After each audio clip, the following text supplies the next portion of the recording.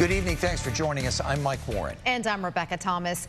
We begin tonight with new details on the possible execution of death row inmate Robert Roberson. He was set to be executed last month in a shaken baby syndrome case.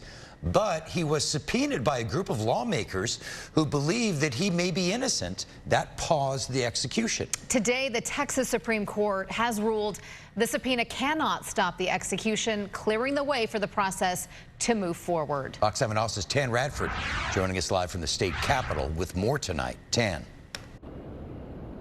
Mike, Rebecca, if this does move forward, it'd be the first time someone is executed for shaken baby syndrome, and lawmakers did try to stop it from happening. Roberson was sentenced to death in 2003 for the killing of his 2-year-old daughter. His original execution date was delayed last month when the Texas House Criminal Jurisprudence Committee subpoenaed him to the state capitol here. He was not able to show up for the hearing, but there were several testimonies made in his absence regarding a state law that addresses criminal cases involving outdated science.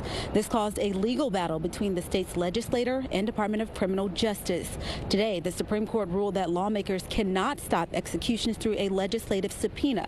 Chairman Joe Moody and Chairman Jeff Leach weighed in on the response, saying in part, "We are grateful for the time and consideration the Texas Supreme Court has devoted to this case and the important constitutional questions presented therein.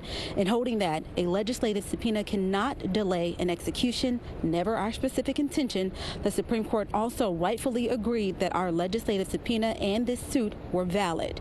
You can read that full statement on our website, but we did speak with the local criminal defense attorney, Sam Bassett, on the options available to stop the execution. Let's suppose there's a death warrant issued in the next week or two.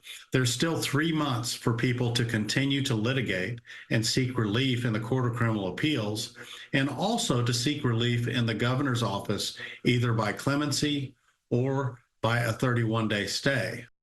And at last check, there has not been a new execution date set. Live at the Capitol, I'm Tan Radford, Fox 7 Austin News.